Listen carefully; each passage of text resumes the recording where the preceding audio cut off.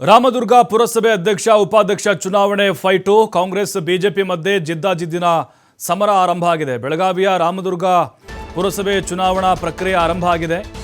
ನೋಡಿ, ಇಲ್ಲಿ ಆಪರೇಷನ್ ಹಸ್ತ ಆಲ್ರೆಡಿ ಆಗಿದೆ. ಇಲ್ಲಿ ಬಿಜೆಪಿಯ ಬಣ ಬಡಿದಾಟ ಅವ್ರ ಸೋಲಿಗೆ ಕಾರಣ ಆಗಬಹುದು, ಸಾಧ್ಯತೆಗಳಿದ್ದಾವೆ. ಆ ಬಿಜೆಪಿಯ ಬಣ ಬಡಿದಾಟದ ಲಾಭ ಪಡೆಯೋಕೆ ಕಾಂಗ್ರೆಸ್ ಪ್ರಯತ್ನವನ್ನು ಮಾಡ್ತಾ ಇದೆ. ಯಾಕಂತ ಹೇಳಿದ್ರೆ ಅಲ್ಲಿನ ಮಾಜಿ ಶಾಸಕರಾಗಿರ್ಬೋದು ಮತ್ತು ಮಂಡಲ ಅಧ್ಯಕ್ಷರಿಗೆ ತಾಳ ಇಲ್ಲ, ಮೇಳ ಇಲ್ಲ. ಕಾಂಗ್ರೆಸ್ನಿಂದ ಆಪರೇಷನ್ ಹಸ್ತಕ್ಕೆ ಎಡೆ ಮಾಡಿಕೊಟ್ಟಿದೆ. ಇದು ಬಿಜೆಪಿಯ 5 ಜನ ಸದಸ್ಯರನ್ನು ತನ್ನತ್ತ ಕಾಂಗ್ರೆಸ್ ಈಗ ಸೆಳೆದಿದೆ. ಬಿಜೆಪಿಗೆ ಸ್ಪಷ್ಟವಾದ ಬಹುಮತ ಇದೆ, ಆದರೆ ಗದ್ದೆಗೆ ಕೊಳೆದುಕೊಳ್ಳುವಂಥ ಆತಂಕ ಇದೆ. ಅಧಿಕಾರ ಉಳಿಸಿಕೊಳ್ಳೋಕೆ ಬಿಜೆಪಿ ಸದಸ್ಯರಿಗೆ ವಿಪ್ ಜಾರಿ ಮಾಡಿದ್ದಾರೆ. ನೋಡಿ, ಈಗ ರಾಜ್ಯದ ಅಷ್ಟೇ ಅಲ್ಲ, ಜಿಲ್ಲಾ ಮಟ್ಟದಲ್ಲೂ ಕೂಡ ಬಿಜೆಪಿಯಲ್ಲಿ ಒಡೆದ ಮನೆಗಳಾಗಿದ್ದಾವೆ. 16 ಸದಸ್ಯ ಬಲವನ್ನು ಬಿಜೆಪಿ ಹೊಂದಿದೆ. ಒಟ್ಟು ಸ್ಥಾನಗಳ ಸಂಖ್ಯೆ 27. ಅದರಲ್ಲಿ 5 ಬಿಜೆಪಿ ಸದಸ್ಯರನ್ನು ಕಾಂಗ್ರೆಸ್ ಆಲ್ರೆಡಿ ಸೆಳೆದಿದೆ. ಕಾಂಗ್ರೆಸ್ 10 ಸದಸ್ಯರ ಬಲದೊಂದಿಗೆ ಓರ್ವ ಪಕ್ಷೇತರ ಸದಸ್ಯ ಬೆಂಬಲ ಕೊಡ್ತಾರೆ.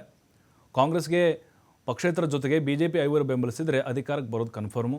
ನೋಡಿ, ಒಟ್ಟು 27 ಸದಸ್ಯ ಬಲವನ್ನು ರಾಮದುರ್ಗ ಪುರಸಭೆ ಹೊಂದಿದೆ. ಅದರಲ್ಲಿ ಬಿಜೆಪಿ ಹೈಯೆಸ್ಟ್ ಇದ್ದಾರೆ, ಆದರೆ ಅವರು ಅಧಿಕಾರಕ್ಕೆ ಬರೋ ಸ್ವಲ್ಪ ಸಾಧ್ಯತೆಗಳು ಕಡಿಮೆ ಇದ್ದಾವೆ. ಸಂಖ್ಯೆ ಇದ್ದರೂ ಅವರಿಗೆ ಅಧಿಕಾರಕ್ಕೆ ಇರೋಕ್ಕೆ ಹರಸಾಹಸವನ್ನು ಪಡೋ ಪರಿಸ್ಥಿತಿ ಬಂದಿದೆ. ಯಾಕೆಂದರೆ ಆಲ್ರೆಡಿ ಆಪರೇಷನ್ ಹಸ್ತಾಗಿದೆ. 5 ಸದಸ್ಯರು ಕಾಂಗ್ರೆಸ್ಗೆ ಆಲ್ರೆಡಿ ಸಪೋರ್ಟ್ ಮಾಡೋದಾಗಿ ನಿರ್ಧಾರ ಆಗಿದೆ. ಕಾಂಗ್ರೆಸ್ನವರು 10 ಇದ್ದಾರೆ, ಜೊತೆಗೆ ಒಬ್ಬ ಪಕ್ಷೇತರ 11, ಆಮೇಲೆ 5 ಇವರು ಬಿಜೆಪಿಯವರು 16 ಆಯಿತು. ಹಾಗಾಗಿ ಬಹುತೇಕವಾಗಿ ಕಾಂಗ್ರೆಸ್ ಇಲ್ಲಿ ಅಧಿಕಾರಕ್ಕೆ ಇರುವಂತಹ ಸಾಧ್ಯತೆಗಳಿದ್ದಾವೆ. ರಾಜಕೀಯ ಜಟಾಪಟಿಗೂ ಕೂಡ ಇದು ಕಾರಣ ಆಗ್ತಾ ಇದೆ. ಅಲ್ಲಿ ಅಶೋಕ್ ಪಟ್ಟಣ್ಣವರು ಭಾಳ ತಂತ್ರಗಾರಿಕೆಯನ್ನು ಹೆಣೆದು ಈಗ ಬಿ ಜೆ ಪಿಗೆ ಅಲ್ಲಿ ಸೋಲಿನ ರುಚಿ ತೋರಿಸೋಕ್ಕೆ ಸಿದ್ಧತೆಗಳನ್ನು ಮಾಡಿಕೊಳ್ತಾ ಇದ್ದಾರೆ. 6 ಜನಕ್ಕೆ ಆಪರೇಷನ್ ಮಾಡಿದರು, ಬಟ್ ಫೈನಲಿ 5 ಜನ ಇಲ್ಲಿ ಕಾಂಗ್ರೆಸ್ಗೆ ಬೆಂಬಲವನ್ನು ಕೊಡುವಂಥ ಸಾಧ್ಯತೆಗಳಿದ್ದಾವೆ. ಇನ್ನು ತಮ್ಮ ಸದಸ್ಯರಿಗೆ ವಿಪ್ ಜಾರಿ ಮಾಡಿದೆ ಬಿಜೆಪಿ. ಮತ್ತಷ್ಟು ಮಾಹಿತಿ ಶ್ರೀಧರ್ ನೀಡ್ತಾರೆ. ಶ್ರೀಧರ್, ರಾಜ್ಯ ಅಷ್ಟೇ ಅಲ್ಲ, ತಾಲೂಕು ಕೇಂದ್ರ, ಜಿಲ್ಲಾ ಕೇಂದ್ರಗಳಲ್ಲೂ ಕೂಡ ಬಿ ಜೆ ಪಿಯಲ್ಲಿ ಈ ಬಡಿದಾಟಗಳು ನಡೀತಾ ಇದೆ, ಸಂಘರ್ಷಗಳು ಆಂತರಿಕವಾಗಿ. ಈಗ ಅಲ್ಲಿ ಪುರಸಭೆಗೆ ಕಾಂಗ್ರೆಸ್ ಆಯ್ಕೆ ಆಗಲಿಕ್ಕೆ ಸಾಧ್ಯತೆಗಳು ಏನಿದೆ, ಜೊತೆಗೆ ಅವಕಾಶಗಳು ಹೇಗೆಲ್ಲ ಸಿಗ್ತಾ ಇದೆ, ಬಿ ಜೆ ಪಿಗೆ ಸೋಲಾಗ್ಬೋದಾ? ಪ್ರಭು, ಈಗ ರಾಮದುರ್ಗ ಪುರಸಭೆಯಲ್ಲಿ ಈಗ ಕಾಂಗ್ರೆಸ್ ಅಧಿಕಾರ ಹಿಡಿಯೋದಕ್ಕೆ ಎಲ್ಲ ರೀತಿಯ ರಣತಂತ್ರ ಮಾಡಿರ್ತಕ್ಕಂಥದ್ದು. ಈಗ ಆಪರೇಷನ್ ಹಸ್ತದ ಪ್ರಯೋಗ ಈಗ ಕಾಂಗ್ರೆಸ್ ಮಾಡಿದೆ. ಯಾಕಂದ್ರೆ ರಾಮದುರ್ಗ ಪುರಸಭೆಯಲ್ಲಿ 27 ಸದಸ್ಯರ ಬಲ ಇದೆ. ಇದರಲ್ಲಿ 16 ಜನ ಬಿಜೆಪಿ ಸದಸ್ಯರಿದ್ದಾರೆ, ಜೊತೆಗೆ ಕಾಂಗ್ರೆಸ್ನಿಂದ 10 ಜನ ಸದಸ್ಯರು ಮತ್ತು ಓರ್ವ ಪಕ್ಷೇತರ ಅಭ್ಯರ್ಥಿ ಆಯ್ಕೆಯಾಗಿ ಬಂದಿರ್ತಕ್ಕಂಥದ್ದು.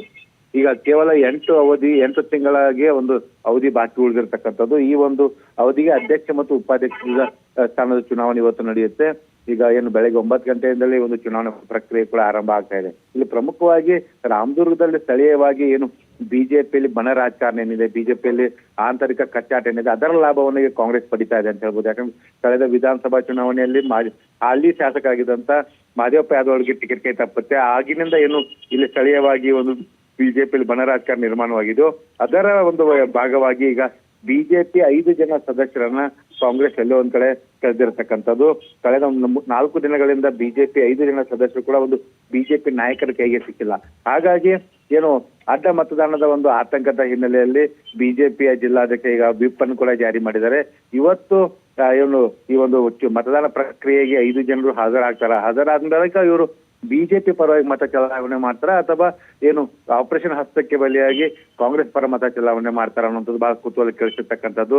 ಪದ್ಮಾವತಿಯನ್ನ ಕಾಂಗ್ರೆಸ್ನ ಅಧ್ಯಕ್ಷ ಸ್ಥಾನದ ಅಭ್ಯರ್ಥಿಯಾಗಿ ಕಣಕ್ಕಿಳಿಸಿದ್ದಾರೆ. ಹಾಗಾಗಿ ಕಾಂಗ್ರೆಸ್ ಮೂಲಗಳಿಂದ ಖಚಿತವಾಗಿ ಪದ್ಮಾವತಿ ಆಯ್ಕೆ ಖಚಿತ ಅನ್ನುವಂತ ಮಾತು ಇಲ್ಲಿ ಕೇಳಿ ಬರ್ತದೆ. ಯಾಕಂದ್ರೆ ಹಿಂದುಳಿದ ವರ್ಗಕ್ಕೆ ಈ ಒಂದು ಮೀಸಲಾತಿ ಇರ್ತಕ್ಕಂಥದ್ದು ಅಧ್ಯಕ್ಷ ಸ್ಥಾನ ಮತ್ತು ಏನು ಉಪಾಧ್ಯಕ್ಷ ಸ್ಥಾನ ಏನಿದೆ ಅದು ಹಿಂದುಳಿದ ವರ್ಗ, ಒಬ್ಬ ಮಹಿಳಾ ವರ್ಗಕ್ಕೆ ಮೀಸಲಾತಿ ಇರ್ತಕ್ಕಂಥದ್ದು. ಹೀಗಾಗಿ ಹಿಂದುಳಿದ ಉಪಾಧ್ಯಕ್ಷ ಸ್ಥಾನ ಏನಿದೆ ಬಿಜೆಪಿಗೆ ಹೋಗುತ್ತೆ. ಯಾಕಂದ್ರೆ ಕಾಂಗ್ರೆಸ್ ಆಗಿರ್ಬೋದು ಆ ಒಂದು ವಿರೋಧಿ ಪಡೆಯಲ್ಲಿ ಈ ಒಂದು ಮೀಸಲಾತಿ ಪ್ರಕಾರ ಅಲ್ಲಿ ಅಭ್ಯರ್ಥಿ ಇಲ್ಲ. ಹಾಗಾಗಿ ಉಪಾಧ್ಯಕ್ಷ ಸ್ಥಾನ ಬಿಜೆಪಿಗೆ ಹೋಗುತ್ತೆ, ಆದ್ರೆ ಅಧ್ಯಕ್ಷ ಸ್ಥಾನವನ್ನ ಕಾಂಗ್ರೆಸ್ ಸ್ಥಾನ ತೆಗೆದುಕೊಳ್ಳುತ್ತೆ ಅನ್ನುವಂತ ಒಂದು ಮಾಹಿತಿಗಳು ಲಭ್ಯ ಆಗ್ತಿರ್ತಕ್ಕಂಥ. ಪ್ರಭು, ಥ್ಯಾಂಕ್ ಯು ಶ್ರೀಧರ್ ಮಾಹಿತಿಗಾಗಿ.